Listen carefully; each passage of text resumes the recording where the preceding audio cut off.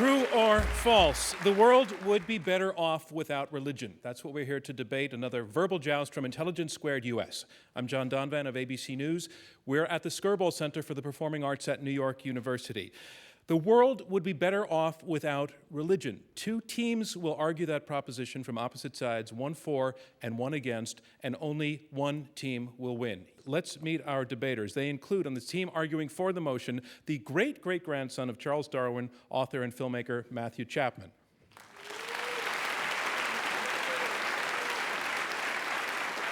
By his side and on his side, a philosopher who takes a humanistic view of ethics, master of the New College of the Humanities, A.C. Grayling. Opposing them and here to argue against the motion is one of the most influential conservative thinkers in the nation, President of the King's College, Dinesh D'Souza. And his teammate is the Rabbi of Sinai Temple in Los Angeles, California, David Wolpe. So this is a contest, it's a debate, and you, our audience here at the Skirball Center, will decide the winner. By the time the debate has ended, we'll have asked you to vote 2 times, once before and once again at the end, and the team that has changed the most minds, the team that has moved its numbers the most, will be declared our winner.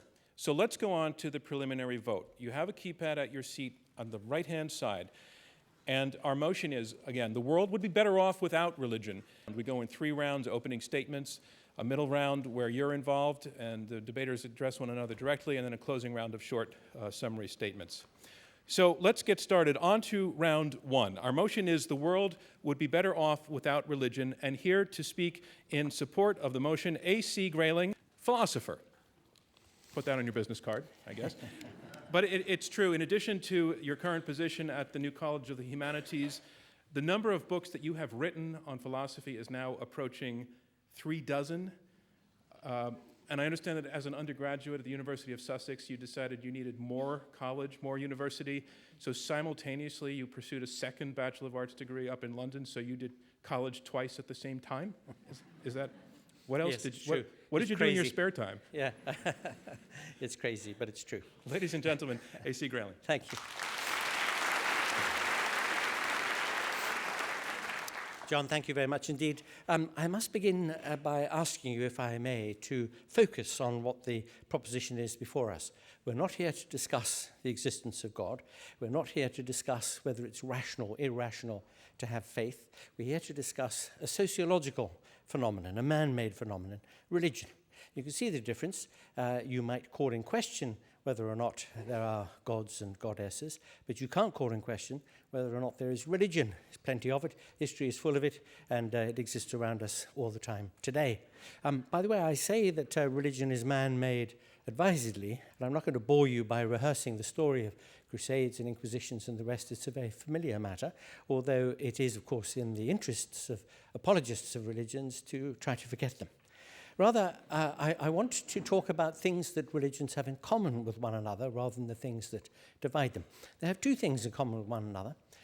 Most of the time in history, and among many of the orthodox manifestations of religions today, they are similar to one another in most of them giving second-class status to women, in being hostile to gays, in being very opposed to most kinds of progress, especially scientific progress.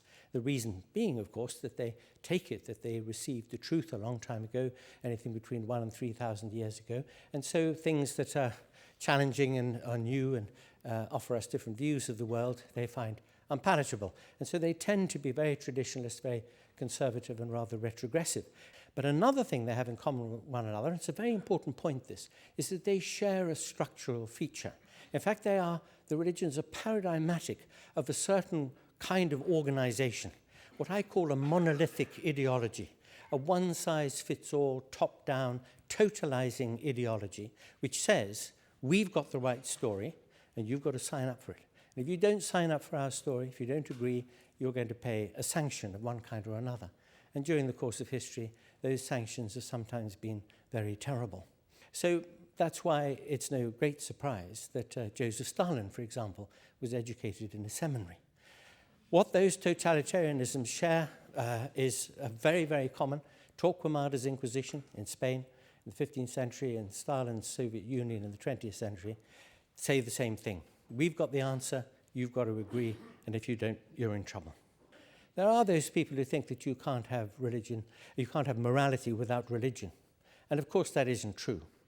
Everything good about religious morality, loving your neighbor, kindness, concern for others, responsibility as a member of a community, is shared by non-religious ethical outlooks also. They're very common to all the great ethical theories. I'm an atheist and a humanist, and those values matter deeply to me. If you look at ancient Greek philosophy, for example, a dominant strain of thought for nearly 1,000 years before Christianity came to command the mind of Europe, and you see that those values were shared by those thinkers, not because they thought they were told them by a deity, but because reason and human experience had offered it to them. And the final point is this. People say, what's wrong with moderate religion? You know, those nice folks who go to church on Sundays and who take part in their neighborhoods. And here's the problem with that. Moderate religion is religion where people do a little bit of cherry picking. I know very, very few Christians who give away all they own to the poor, who take no thought for tomorrow, who turn their backs on their families if their families disagree, and the families are going to disagree if they do give away everything, who don't marry, who stay celibate. I find very few Christians actually live the New Testament morality. They cherry pick. Unkind people would call that hypocrisy. At the other end of the scale, however, are those who take their religion extremely seriously. The extremists, we call them.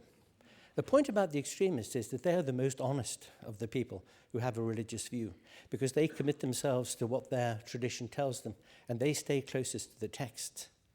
Now, if that's real religion, that's honest religion, the world is very much better off without it. And if the world is much better off without the true and the honest form of religion, why not put the hypocrites in with them too? Thank you. Thank you. Thank you, Anthony Grayling. Our motion is the world would be better off without religion, and here to speak against the motion, David Wolpe. He's the rabbi of Sinai Temple in Los Angeles, California. Newsweek magazine named you the #1 pulpit rabbi in America. I hope we're not voting on that tonight. Well, I mean, do they have playoffs? Oh, yes. I mean, yeah, stadiums, playoffs, National League, American League. all right, ladies and gentlemen, this pulpit is yours, Thank David you. Wolpe.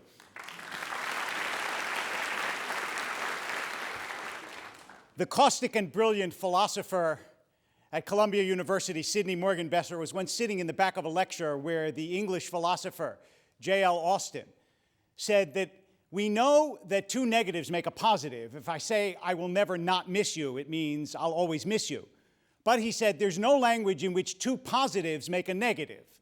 And from the back of the auditorium, Morgenbesser said, yeah, right. Now, I'm going to offer you two positives. I hope not only that they will add to a positive, but that you will approach this not in that skeptical frame of mind, but at least open to the possibility that there's a lot about religion that you don't hear. You will never see a headline that says, religious man feeds hungry man. But it happens all the time. In fact, you might be surprised to know what the largest aid organization in the world is. It's called World Vision, with over 40,000 people in over 100 countries. That's more than CARE, Save the Children, the worldwide operations of the United States Agency for International Development, all combined.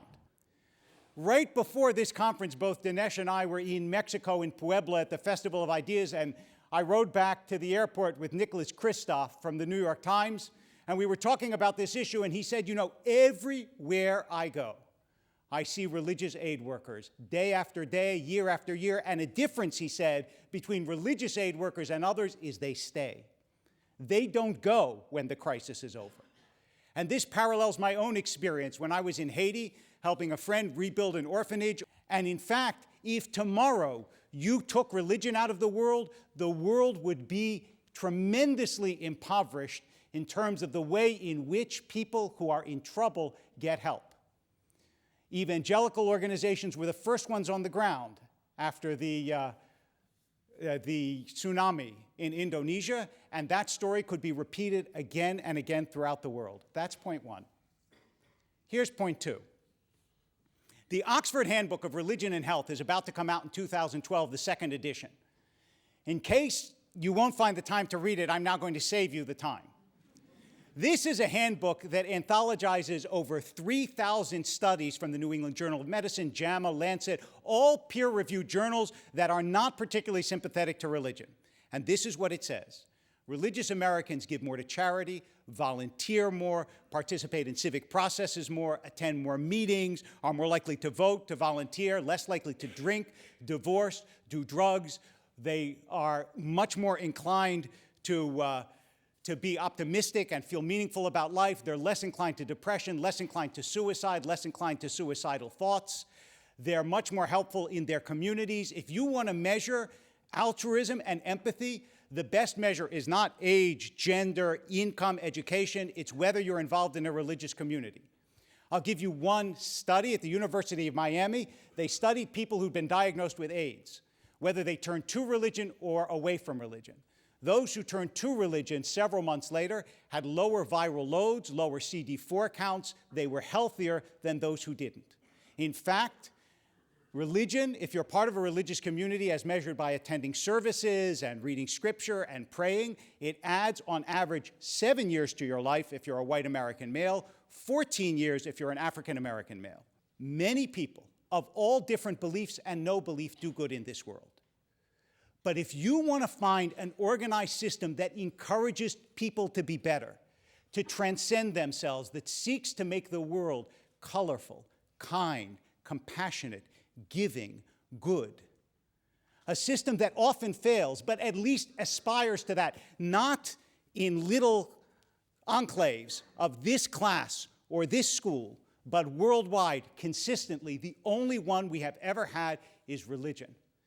The world without it would be a poorer, sadder, and crueler place. Thank you. Thank you, David Wolpe.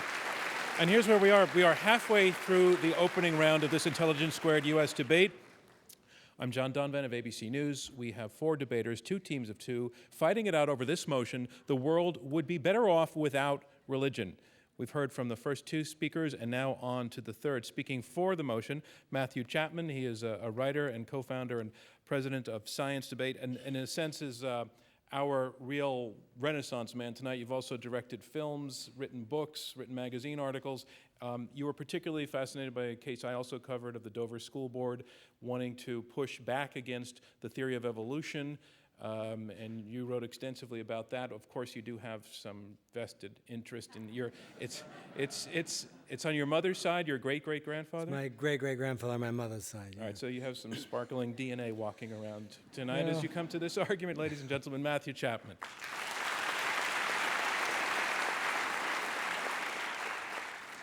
Thank you. I'm not a professional like these guys, so I'm going to read my notes. I apologize.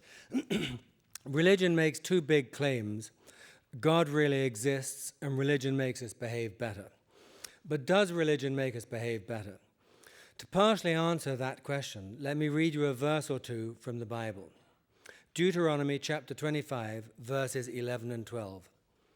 When men strive together one with another, and the wife of the one draweth near for to deliver her husband out of the hand of him that smiteth him, and putteth forth her hand, and taketh him by the secrets, then shalt thou cut off her hand. Roughly translated, this means that if you're in a fight and your wife tries to help you by grabbing your opponent's balls, you should chop her hand off. It's there. I mean, I can show you. I know it's kind of cheap to poke fun at the Bible because it's so easy, but there is a serious point here, which is that far from making us behave better, religion often complicates and distorts morality. By any reasonable standards, hacking bits off your wife is far worse than her squeezing your enemy's nuts. The thing is that in almost any holy book, you can find something that will validate just about anything. And afterwards, you don't have to defend the humanity of your actions or take responsibility because God told you to do it. Believe it or not, there's more atheism up here than faith. A.C. Grayling and I are atheists. David and Dinesh are too, except when it comes to their own religion. Every other religion they're atheist about. This is why religion is divisive. Everyone on earth wants food, water, shelter, love for their children to grow up to be happy and in a peaceful world. These common desires are so profound, they ought to make war an absurdity, a violence against self. Religion, however, makes everyone an infidel to someone. There are literally thousands of gods available. Which one you believe in is really just an accident of birth. If David and Dinesh had been born in Afghanistan, they'd both be Muslim, probably, or they'd be dead. Like most people, like most believers, however, they have faith in their inherited gods. They haven't tested the rest because there's far too many of them. How then do they know that their God exists and the other gods don't, or that their God is better than the other gods? Because they've been told by an authority figure. And here's how he did it. He said, our God is supreme, but he's invisible. If, in the most important area of your life, your philosophy no less, the first thing you learn as a child is that faith is absolutely essential and evidence absolutely isn't, how can this not affect the way you think about everything? You've been brainwashed to be credulous and submissive to authority. This affects many aspects of life, including the functioning of democracy and the understanding of science, both of which demand that you insist on evidence, question everything, and take nothing on faith from anyone. Here's an example. Evolution through natural selection over billions of years is one of the best supported theories in science, but 40 to 50% of Americans believe the Earth is only 6,000 to 8,000 years old and that God made us as we are now. Nearly 50%. I mean, it's really extraordinary. And this antipathy to science has slowed down stem cell research, continues to harm the health of women and girls, and contributes to cynicism about scientific issues like global warming. But none of this captures the human suffering caused by religion. I grew up next to my gay uncle and his partner.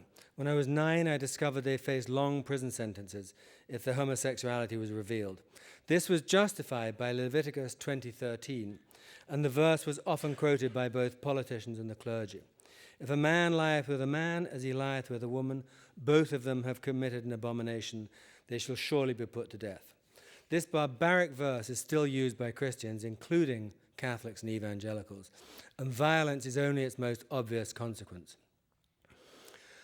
I end where I began. Religion claims to provide morality, but as can be seen in its divisiveness, its homophobia, and in its almost universal subjugation of women, it just as often deforms morality. The question isn't whether religion can sometimes do good. Of course it can and has. The question is, can we come up with something better that does not depend on dangerous and childish faith in thousands of competing gods?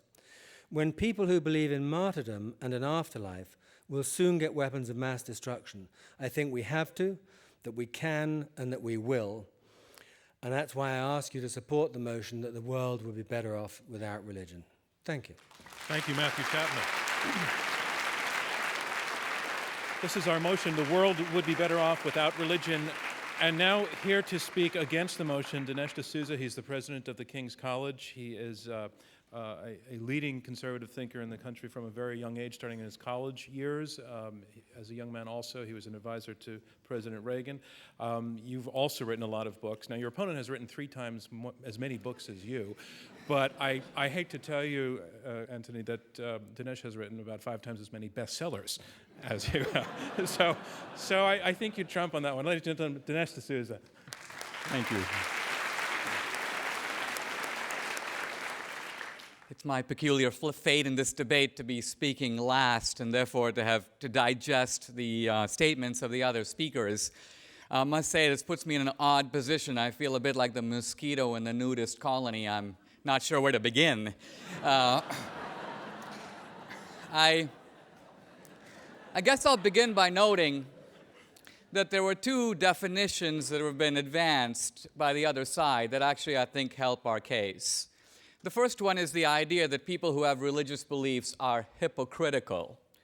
But notice that in making this accusation, what was being alleged is that religious believers have ideals higher than they can live up to. And this is advanced as hypocrisy. In other words, holding up to a standard and falling short of it. Now that is actually not hypocrisy. If you read the Bible, Jesus doesn't call people hypocrites because their ideals are too high. He calls people hypocrites who pretend to be one thing and are really another. The problem with the Pharisees wasn't that they had high principles, is that they didn't have principles, but they pretended to be something they weren't. So we've seen a subtle shift in the meaning of hypocrisy, a shift that is advanced by the atheist side. Now, Matthew made the argument that religion is a function of where you're born. If you're born in India, you're going to be a Hindu. Actually, I was born in India. I was raised Catholic. But never mind that your religious identity is formed as a result of where you're born. If you're born in Afghanistan, you're a Muslim, and so on. Well, I think this applies to all our beliefs. Let's say, for example, that somebody born in Oxford, England, is more likely to subscribe to the theory of evolution than someone born in Oxford, Mississippi. Somebody who is born in New York City is more likely to affirm Einstein's theory of relativity than someone born in New Guinea. Now, what does that say about whether evolution and relativity are true? Nothing. The fact of your birth is irrelevant to the merit of the idea. So there's a kind of sleight of hand here. You have to judge the ideas by their own merits. There's been some allusion to the boring crimes of religion, but let me suggest that those crimes, even the worst of them, are infinitesimal compared to the crimes of atheist regimes that are far greater in magnitude, far longer in duration, and actually are still going on. If you consider, for example, a tragedy like the Inquisition, a crime, I admit it, and yet over 400 years, the Spanish Inquisition killed fewer than 2,000 people. 2,000. But while the atheists cry inconsolable crocodile tears over the crimes of religion, they ignore the vastly greater crimes of atheism. Now, am I talking about Stalin in Russia and Mao in China? Not even really. That's just the tip of the atheist iceberg. If you dig deeper, there is a massive procession underneath. In the Soviet Union alone, starting with Lenin, you continue through Brezhnev, Andropov, Chernenko, a procession of Soviet dictators. But what about Ceausescu, Enver Hoxha, Fidel Castro, Kim Jong-il, Pol Pot? I mean, Pol Pot is such a junior league atheist, people don't even mention him. And yet, in the aftermath of the Vietnam War, his Khmer Rouge regime, in the space of about 3 years, managed to kill 2 million people. 2 million! Often when we think of secular society, we think of Europe. But Europe isn't really secular. Europe is a product of 2,000 years of Jewish and Christian civilization. Even today, if there's a famine in Rwanda, while much of the world ignores it, the European countries, the Western countries begin to send food and aid, Doctors Without Borders, the Red Cross. My point is, this is the result of a religious training and a religious habit of mind that remains. Nietzsche once said that if we get rid of God, we've got to get rid of shadows of God. In other words, the ideas that Judaism and Christianity brought into the West and into the world, those will begin to erode as well. Dostoevsky said a long time ago, if God is not, everything is permitted. And Dostoevsky's point is that when we get rid of transcendence, when we create a world without religion, we license terrible calamities. So in the names of the thousands and hundreds of thousands, perhaps millions of souls who have died, I would say from their point of view, the world would have been a lot better off if it had religion. Thank you. Thank you, Dinesh D'Souza. And that concludes round one, opening statements of this Intelligence Squared U.S. debate. We're going to go on to round two now. This is the round where the debaters address one another and also take questions from me and from you in the audience. We're going to revisit some of what's been said already and also get into some new areas. And I want to start with the side arguing for the motion, the side that's arguing that we would be better off without religion. What does it say about the many billions of humans who embrace religion that they do so, given your argument that it is destructive to them and that it is limiting to them and that there's a delusion in it. What do you say about them? Why are they doing that? Anthony Grayling? Religion is pervasive in history, and it's traditional, and it's handed down from parents to their children, so it remains the case that it's a very potent force in society. But if you look at the trend in the developed and advanced and educated countries of the world, mainly the Western countries, since the 17th and 18th century Enlightenment and the growth of science, you see the numbers are plummeting. Plummeting even here in the United States of America. You look at the Pew polling data, and it points out to us that the number of people who self-identify as not having a religious commitment, or agnostic or atheist, is increasing all the time, especially among the young. So the trends are setting in the right direction. All right, let me take that to the other side. And the argument made by Anthony Grayling and also earlier by Matthew Chapman is that there's that religion kind of gets kids early when they'll believe anything, and then it's set and hard to move off. And I want you to take that point on. Sure. Remember, we also get kids early with habits like brushing your teeth, learning the mathematical tables. Now, here's the point. I think that as a practical matter, we all learn our ethical values from our parents. I learned what I would call crayon Christianity from my parents. But the fact of the matter is, that's my parents' beliefs. When I became a teenager, when I went to Dartmouth, that set of beliefs got battered. And crayon Christianity became no Christianity at all. So it was an adult life that I had to go back to the ideas that had been bred in me as a child and ask, which of my parents' beliefs do I agree with? But do you think you're typical? You went to Dartmouth. You're a very bright guy. Well, I think we're making a deep mistake here, because just to say we learned it from our parents misses the thrust of why billions of people in the world continue to do it long into old age. In other words, religion delivers practical benefits. It gives us the hope of life after death. We all have to die in any case. Either we die with despair facing annihilation, or we have the hope of something else. That's a practical benefit. Second, religion is a mode of transmission of morality. Let me bring it over to Matthew Chapman and bring him into this, and if you can respond to some of what you've heard here. Well, I just think it's a distortion of what you actually see in life, which is you see people who grow up in cultures, they become addicted to their particular religions, they disagree with all kinds of other religions. Even you disagree with, you started as a Catholic, you end up as an evangelical.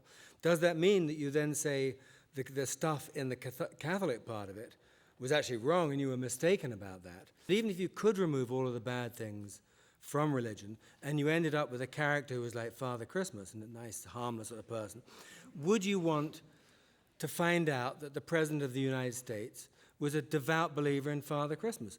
Not me. All right, let me take this. Let me take this to. I want to take it to David Wolpe, because the issue of this of whether there's a credulity here that people believe Right. suggests that people's minds aren't growing. So I want to say, first of all, it's so interesting that the side that's quoting the Bible is that side, and the side that has actually provided evidence of any kind is this side.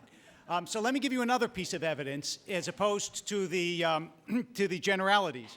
In their Encyclopedia of Wars, okay, the Encyclopedia of Wars, Charles Phillips and Alan Axelrod, they chronicle over 1,700 serious conflicts throughout history. Do you want to know what percentage actually reduced to religious wars? 7%. David, the reason I'm saying this is because it's not about credulity. No, it's not about credulity. The idea that people who are religious because of some psychological deficit. But people who are not religious because they reason their way to the lack of religion, not only slights the idea that religious people are capable of thought, but also tries to sort of railroad you into this belief that you should condemn it without actually looking at all the statistics, the ideas, the history that we cited. And that sort of slighting of the religious belief makes me think that your argument might not be as sound as you think it is. Anthony Can Grayling. I come back to that? I hear a certain kind of incoherence on the other side there. Firstly, if you're religious, you live longer. That puzzles me. I mean, isn't heaven meant to be a nice place? It's always been... Moses was like 800 years old or something like that. Yeah, and then Dinesh says that one reason why people stay religious into old age is because they're thinking about life after death. Well, that was Bernie Madoff's mistake. He promised returns in this life. So, religion... But I'm afraid the thing is that most people are brought up in a religious tradition, and those people who escape religion do it because they look at the facts, they look at the evidence, they look at the morality, they look at the teachings, they look at the world around them, and they recognize that there is something very divisive and very distorting here. Look at small children in kindergarten. All races and ethnicities and backgrounds and classes and religions, they don't know that. We have to work very, very hard to divide them and tell them what tribe they belong to and what religion they belong to, and that's where the source of the trouble comes in. I want to say, in response to what Anthony said, I have the exact opposite experience. I actually think that if you believe that people are fundamentally good, and if you leave them alone, they're just going to be good, then you've never visited a playground. Because my experience is when a new kid comes to the playground, the other kids don't go, oh, look, a new child. Let us embrace him and share our toys. Actually, children have to be socialized to good. They do, and it takes a lot of work. If any of you are parents, do you have to tell your kid, don't share so much, don't be so nice? No, quite the opposite. And that work is difficult work and constant work, and that's what religious communities do. Both these men are very sophisticated. They're saying we ignore their sophistication. I'm saying they ignore the fact that most of the world is fundamentalist and takes a barbaric view of many of the texts. I mean, just to be practical about it, 50% of the growth of the American economy since World War II has come from science and technology. And this anti-scientism is gradually eroding America's ability to produce enterprising, educated... Okay, that's a new point that I want to take to this side. The argument that religious thinking and religious strictures limit science, Galileo, into the future. Go ahead. Dinesh D'Souza. First of all, if you were to make a list of the 200 greatest scientists of all time, from Newton, Copernicus, Kepler, Pascal, Gassendi, Boyle, the list goes on, you find that the vast, vast majority of them were religious believers. Moreover, it's not an accident that science did not develop universally. It developed in Western civilization. Why is that? Because in Western civilization, there is an embedded religious idea, and that is the idea of the rational cosmos. The Muslim philosopher Al-Ghazali denies that the universe operates by laws. He says everything happens because Allah wills it at every given moment. That's why science didn't develop in the Muslim world. It's the sense of the whimsical, the miraculous universe. The point I'm trying to get at here is that on the basis of, I would say, a 1% minority of religious rednecks, we have an indictment of all the world's religions as a whole. Nothing could be more crude and shameful than to imply that Athens and Jerusalem, which have given rise to Western civilization, that have shaped our philosophy, our economy, separation of powers, checks and balances, when Thomas Jefferson, who All right, was not... Dinesh, I want to cut you off to let Anthony Grayling. Sorry. I mean, there are two things, Dinesh. With great respect to you, you are the most tremendous rewriter of history I've ever come across in my life. I mean, you don't seem to be conscious of the fact that when Christianity became dominant in Europe at about the 3rd, 4th century AD, it looked at its sundial. The parousia, the second coming of the Messiah, hadn't happened. They needed some extra ethics. The ethics of the New Testament and the Pauline epistles are very thin. They're the stuff I talked about earlier. Give everything away, don't get married, don't bother about tomorrow. Where did they get it from? They got it from Greek philosophy. Most of European culture, and that means culture of the West, is deeply rooted in classical antiquity, in the thinking of Socrates and Aristotle and the Stoics. That is where our European outlook, our cultural outlook comes from. Conceptions of justice, of ethics, of democracy, they all come from the pre-Christian state of Europe. I want to go to questions from the audience. I want to move on to your questions. Hi, my name is Elizabeth, and my question to those who are for the motion is, how are the harms of religion different from those of nationalism or racism? I think the difference is that even the mistakes of people who are acting out of non-religious motives are mistakes based on reason. And that most of the horrors of religion are mistakes based out of superstitious fear and delusion. And I cannot see how delusion can be healthy to a society. And I'm not saying that atheism has come up with the perfect solution, but there has to be a better way than this. Do you know what it is? I think it's secular humanism. David Wolpe, do you want to respond? You can either respond to what's just been said or to the question, which was a variation. I mean, the frustration that I repeatedly am having in this debate is that we're arguing theory against the world. The world is that there are millions and millions and millions of people who, by their own testimony, although the other side may not believe it, say they're doing good because they believe there is a transcendent purpose in their doing good. Therefore, they'll do it tomorrow, next week, next month, next year. It's not a club that's going to dissolve. They're not going to go away. What would it be if you just all of a sudden sucked that motivation from these countless people who do good?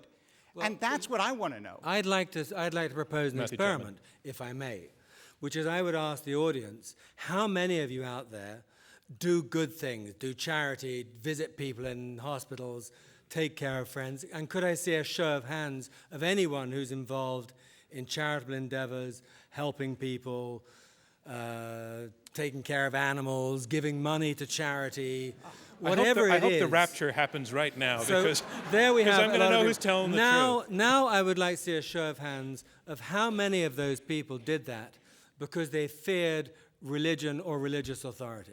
Feared? Well, or were in. And here's my question. Okay, I haven't finished yet. Hold on a second, I haven't finished Yes, yet. okay. Or, I mean, we saw no hands there. Or who did it because they thought that by doing good action, it would get them into heaven. Let's see a show of hands Didn't on say that either.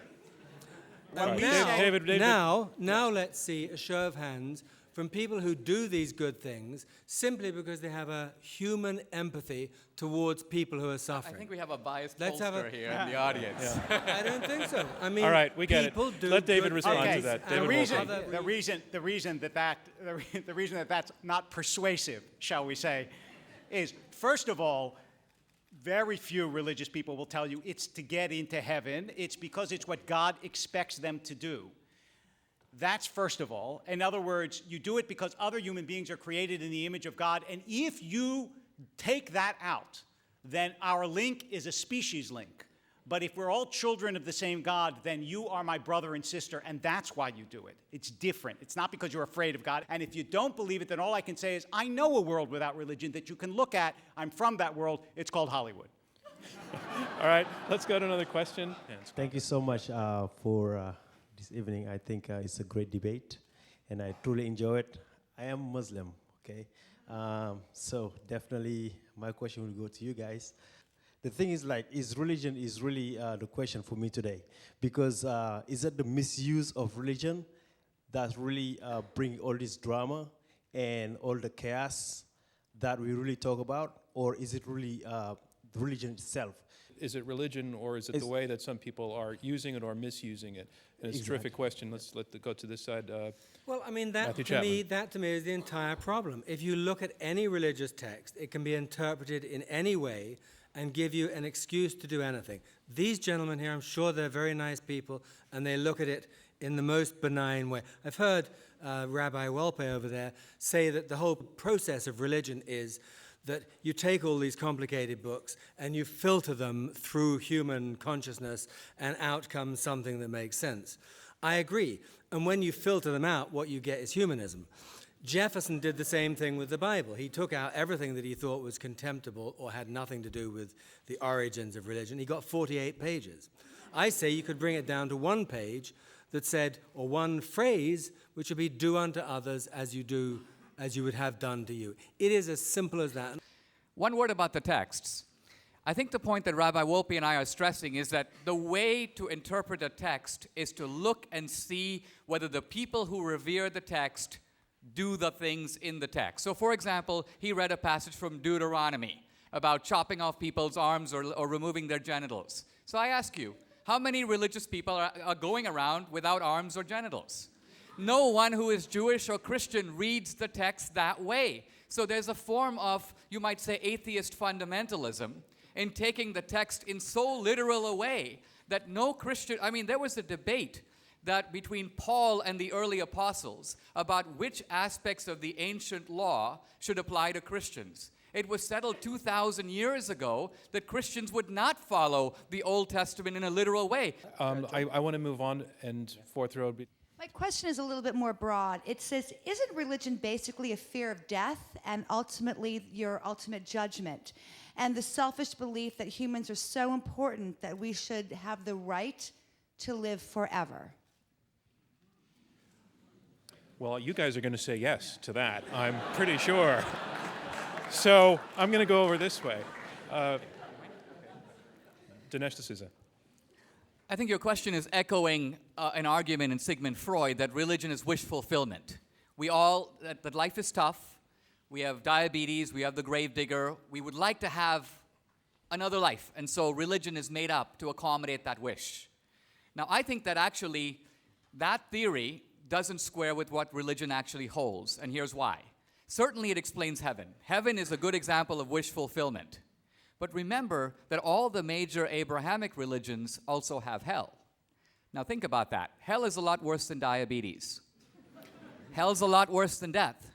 Why would we make that stuff up? Okay, let's go to the gentleman on your sir. Go ahead. Dinesh, this is specifically for you. How could you possibly give a speech leaving out the Holocaust, Bosnia, Turkey, and the Armenians?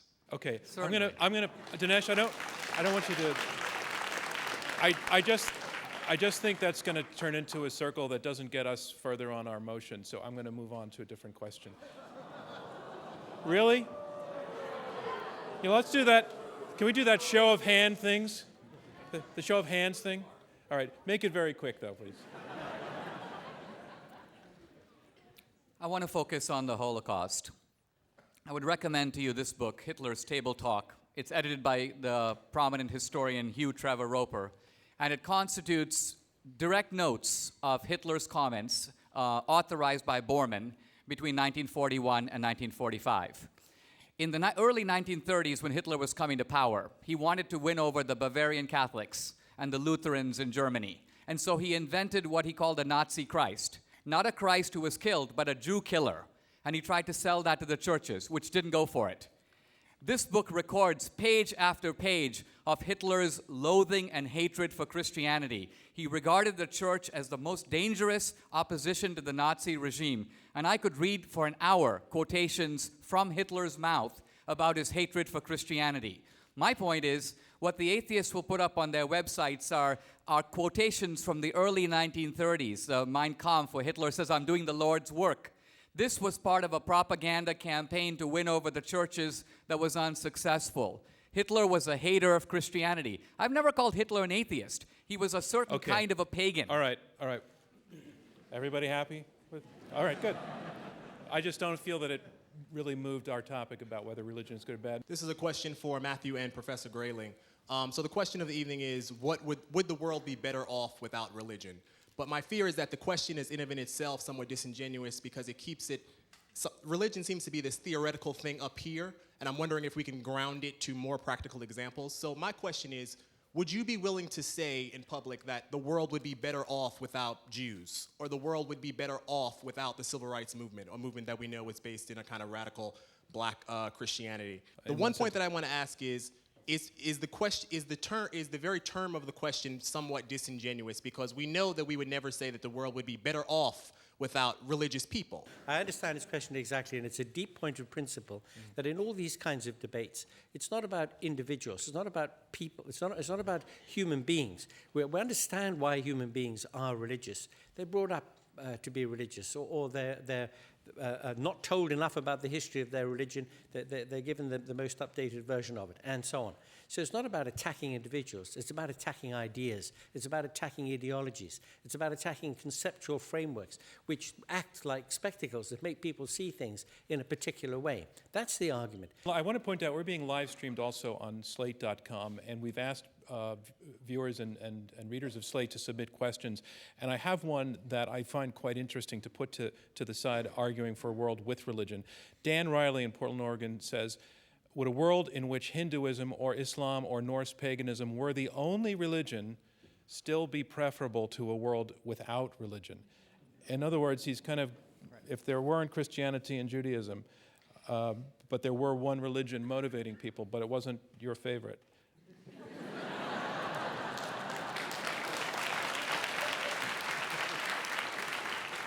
Dinesh D'Souza. I'll make my own case hard by looking solely at Islam, because it is such a controversial subject in our world today. I would submit that the world would be vastly worse. The Muslim world would be vastly worse if it wasn't for Islam. Let's look at why that's the case. First of all, you have to look at what was there in the Bedouin culture before Muhammad. Rape, pillage, concubinage. Muhammad actually was a moderate in limiting the number of wives to 4, and by basically saying that you had to treat the 4 wives equally, giving them all the same gifts and so on, Muhammad essentially ensured that the entire Muslim world, for the most part, you'd have people with 1 wife. Polygamy is very rare in the Muslim world for that reason.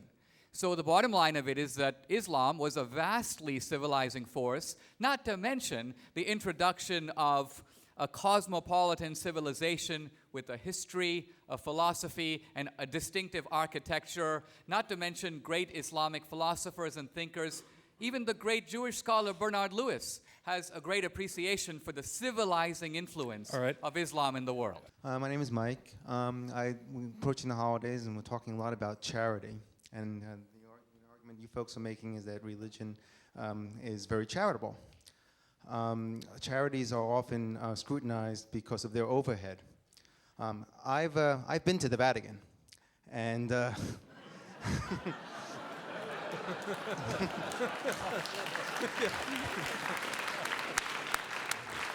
how do you reconcile the obvious plunder, fluid of funds that are being collected versus what is given out? And to be honest with you, how would you convince me to give my money to you when I can give it to charities? I'm not going to give it to the Vatican, I promise.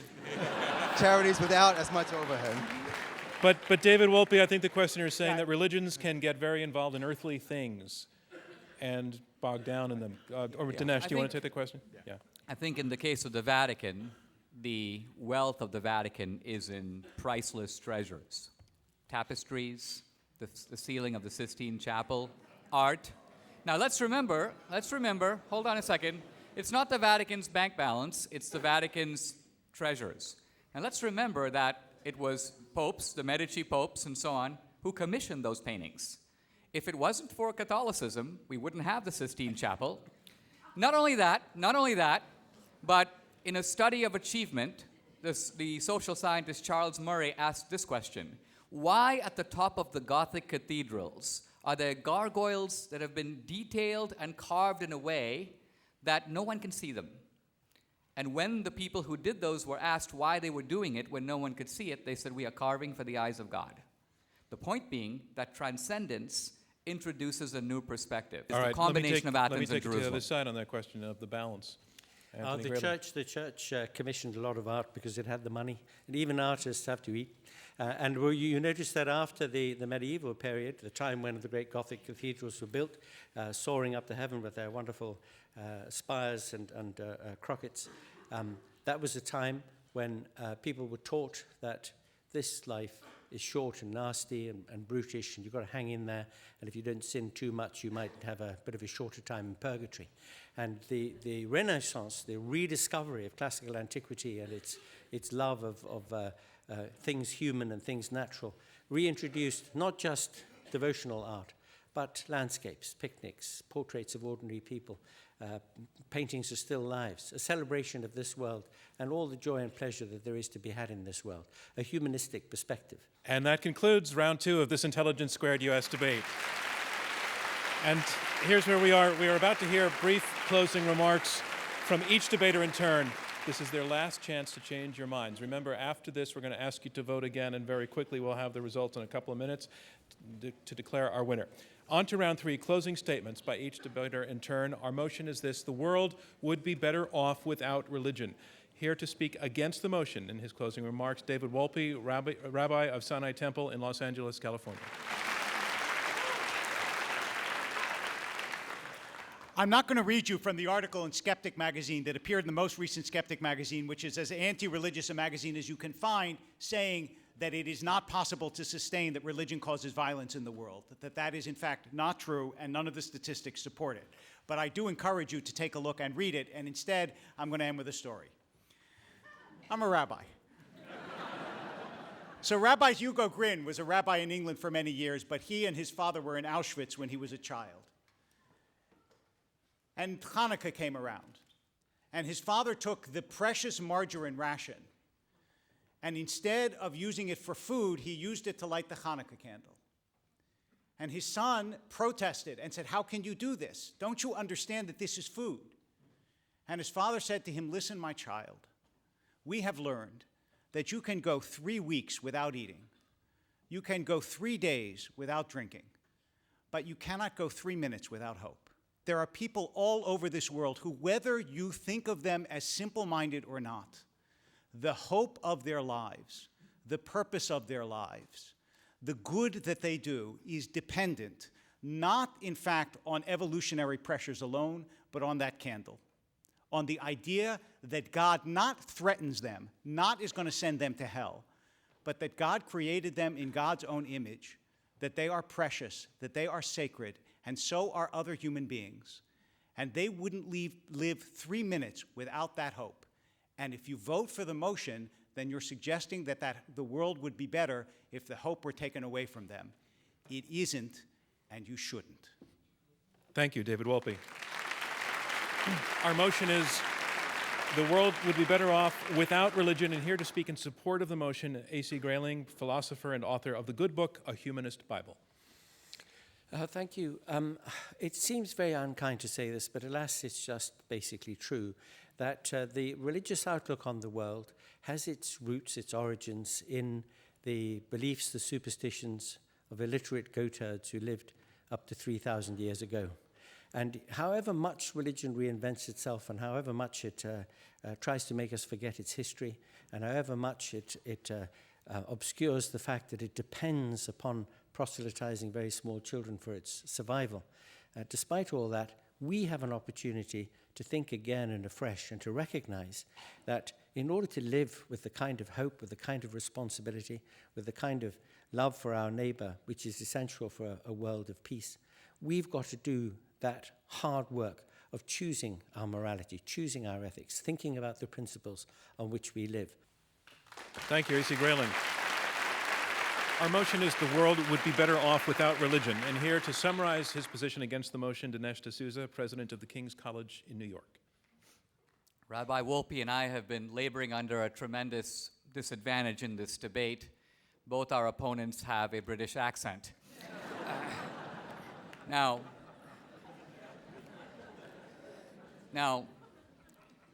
I was raised in India, and I'd always assumed that my Christianity was the product, quite honestly, of the Portuguese Inquisition.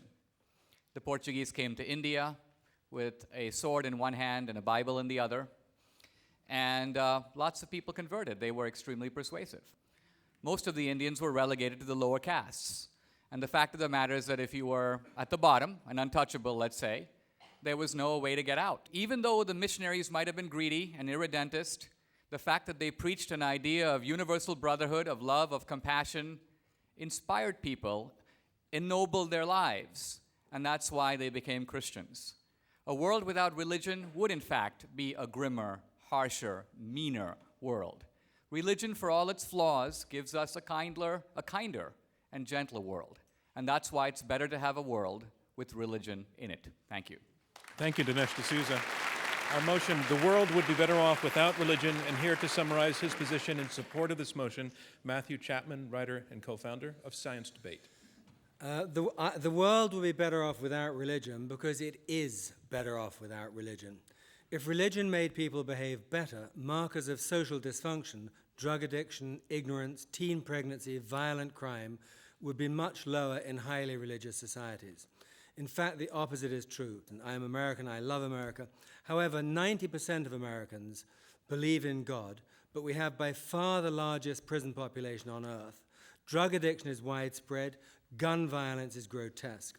Our education system produces kids whose math and science skills are far lower than in secular countries, while our rate of teen pregnancy are far higher. And in a country so rich and Christian, it's amazing how many people live in abject poverty. Religion is irrational, morally confusing and divisive. It still exposes young children to the ghastly concept of hell. It still denigrates women. It still fosters homophobia, and religious gave us 9/11. Making no reference to God, science has, among many other things, rid us of the plague, smallpox, and polio, dramatically reduced infant mortality, doubled the average length of a person's life, and is coming to understand how the brain works, including its capacity for empathy and moral decision-making.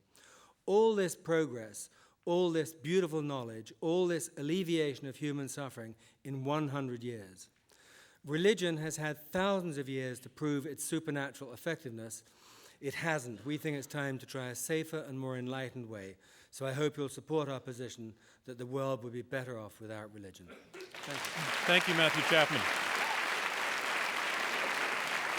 And that concludes our closing statements, and now it's time to decide which side you feel argued best. So we have the final results. We asked you to vote before the debate and once again after the debate on where you stood on this motion and on what team you felt argued their position best. And the team whose numbers changed the most are our winner. The motion is this: the world would be better off without religion, and here is the result. Before the debate, 52% were in support of the motion, 26% were against, and 22% were undecided. After the debate, 59% support this motion. That's up 7%. 31% are against it. That's up only 5%. And 10% are undecided. That's down 12%. That means the side arguing for the motion that the world would be better off without religion has carried this debate. Our congratulations to them. Thank you from me, John Donvan, and Intelligence Squared US. We'll see you next time.